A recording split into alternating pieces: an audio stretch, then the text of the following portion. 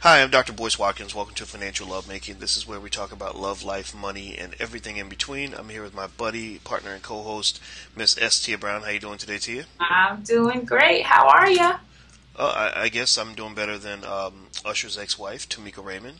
Uh, Right, she, right, it looks like Tameka just lost some money. She actually had her checks garnished, or her not her checks, but her bank account garnished right. for a lawsuit that she lost. So, did you see anything about that? I did see a story about that. Now, Tameka Raymond is Usher Raymond's ex-wife. She's on VH1's hit show, Atlanta Exes, which I'm a fan of. And in the show, we get to see how, life after women who were either in significant relationships or marriages with celebrities. And in the show, we see that, Tameka is having a difficult time transitioning from being Mrs. Raymond, even though they divorced almost 5 years ago. Right, so at the beginning of the show, we see her leaving a very spacious palatial mansion that she once shared with her ex, and really kind of starting her life after. Now, one of the things about the shows are that it kind of brings people to the forefront. So if I had a case looming and I saw someone on VH1, I would go back to my attorney and say, "Hey, now's a great time to follow up because she has some extra income." But a lot of these women who are married to celebrities, even if they have a career or don't, they tend to start businesses while they're in the relationships, or while their name still has brand recognition.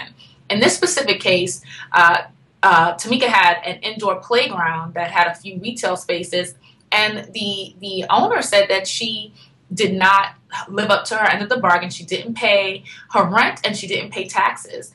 The case stems back from a few years ago now. Like in 2012, we saw that she owed about $36,000 in rent, $50,000 total in fees, and now it's ballooned to allegedly $200,000, and they're coming after her bank account. Huge, huge issue. What are your thoughts, boys? Well, I think that it's interesting when you think about specifically Tamika, but really we can broaden this obviously for anybody that's that's living off of the fact that they married someone else. I think that kind of a cultural oddity, right? Right. I mean, maybe there's a way to kind of understand this and put it into context, but Okay. it's odd to me that you are still living off of the income or just off of the success of somebody you were married to many years ago. I think it's also interesting that since the marriage, there hasn't been any downsizing. Now, that's more so your idea. You mentioned that before, but that was something that made me think that you know if you're in the 12,000 square foot mansion, which Tamika had Usher kind of repossessed from her. If you're in the 12,000 square foot mansion and the divorce is over, you know your income's dropped, you know that you're not going to get much alimony, you're not going to get child support because I believe, as you mentioned, he has custody of the kids. Why would you continue to try to live at that level? Fine. And it really takes me back to Siobhan Wade, Dwayne Wade's ex-wife as well, where it's Sheree Whitfield as well did the same thing mm, from Real Housewives of Atlanta. So you're absolutely right. A lot of women do that. yeah. So But that opens that question.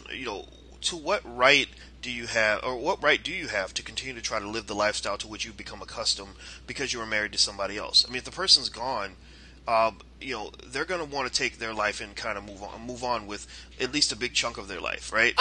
okay. So let's. The word "right" to me is is so loaded. Now we know when you say "I do," it's supposed to be happily ever after, and there's supposed to be a commitment to making sure that your partner is taken care of.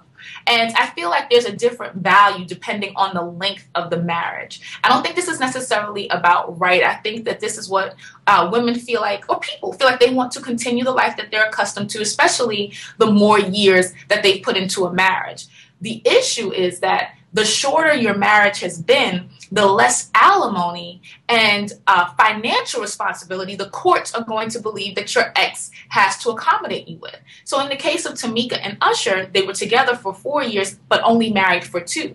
So when you look at the amount of alimony that she's going to get, which, we don't know the exact number, what we can imagine, and, it's a sizable amount for the layman, but it's not consistent into what you've been living with Usher. In addition to that, you have to look at the fact that if you want to start a business, you have to know your own financial anatomy. You have to know your own portfolio and your resources. So you can't go to the bank of ex-hubby when when you're no longer with that person, if you don't have an amicable relationship.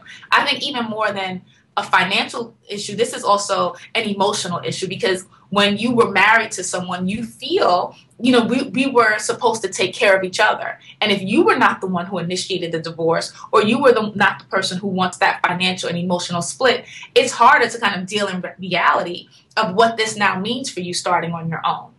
Well, I think that what it also says is that, if you are a wealthy person, a lot of people are going to look at you like a corporation, or like a job, like a profession. Like, my job is to be married to Usher, and I get compensated for that job.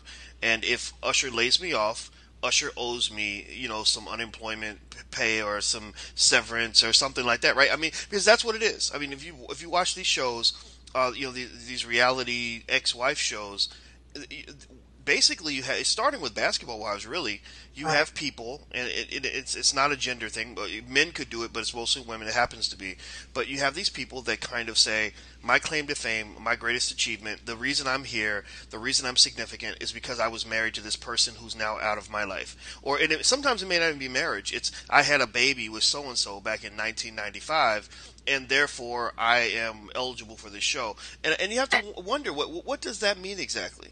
So when you say their claim to fame or their severance plan, that makes me feel a little offended for women. I mean, and it's not a The woman thing. I mean, marriage itself, like, so you don't believe that when you make a commitment to be happily ever after, specifically if someone else decides that they no longer want to honor that commitment, there's no financial compensation in terms of how we both should part ways and live, to the best of our ability and what's fair for well, both parties. Well, let's switch That's the what I but let's switch the gender then. Let's assume Sherry Shepherd's husband, 5 years from now, is living off of Sherry Shepherd and goes on reality TV, and he's part of a big show because he used to be married to Sherry Shepherd, and he spends the time on the show talking about Hollywood what husband. right. He spends time on the show talking about what a horrible wife she was, and how she did this. She cheated on me. She wasn't good. She didn't treat me well in the bedroom. She disrespected me. Which most I of was these women abused. don't do. Most of them are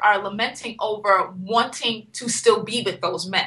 So that is an assumption that I have to correct you on, because I do watch all of these reality shows. Yes, And I think one you of the do. sad things is that a lot of these women have had such a hard time letting go, and the marriage or the relationship hasn't just recently ended. They've sometimes been over for years, maybe a decade, and they're still having a hard time letting go. But continue with your point about the No, men. no, no. I mean, I just think in general, it's awkward. It's a little bit odd. I mean, don't get me wrong. The job of, first of all, I say this. I've said this a million times. I'll say it again.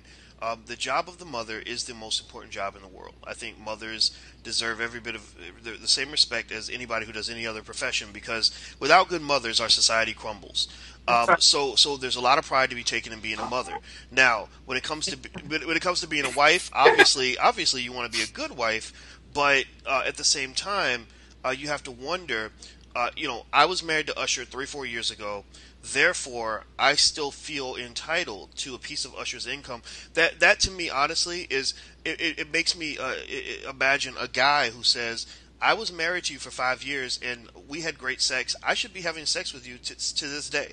I should be allowed to have sex with you. Wow. So first of all, it's so crazy how men equate sex and money all the time, even when Well, they well, don't. I mean, but that's Second of all, that's we because cannot, men and women do operate with different currencies, right? We're, we we're we're not we're not chasing down a woman because of money. We're chasing down a woman because of something physical, typically, and then our heart kind of gets tugged along eventually, and then it all kind of comes together, right? Okay. So But men just don't to chase down women for money. clarify, Let's be clear about we that. cannot say that Tameka is saying that she's entitled to a portion of Usher's income, because that's an assumption. What we are saying is that she is living a lifestyle that she does not necessarily have the income to maintain, based on the types of businesses and career options that she has independently of being married to someone of that caliber. And that is a very good point. I mean, Tameka Raymond is not Siobhan Wade, right? Siobhan Wade was kind of going over the top.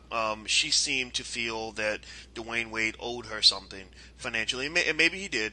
But let me also say this: these are very different situations because the amount of time you're in a relationship really dictates for some people how long that happily ever after is supposed to last, or how indebted that party is to you in terms of making sure your lifestyle is maintained. Siobhan and Dwayne were together for more than a decade. I believe they were together as teenagers. So, that's a completely different situation than being married to someone for 4 years. So just want I, to clarify that. I do agree. I do agree. I mean, I think the Siobhan situation seems a little more awkward to me than Usher and Tameka. But I guess in general, maybe one of the big lessons here is to really make sure you understand what it is if you marry a wealthy spouse. That doesn't mean you shut down everything you're doing, everything you're trying to achieve, because at the end of the day, what's his is his, what's yours is yours, and and it's, again, it's not a gender thing. It's just really to say, if I get a chance to marry Oprah, I'm sure. I'm sure. I'm waiting for your call, Oprah. Oprah will let me know from the jump. Like, this is my billion, sweetie. This ain't yours, right? And so while I'm in the relationship, what do? Well, if I'm smart, maybe I take advantage of some of the opportunities that I get by sitting next to Oprah.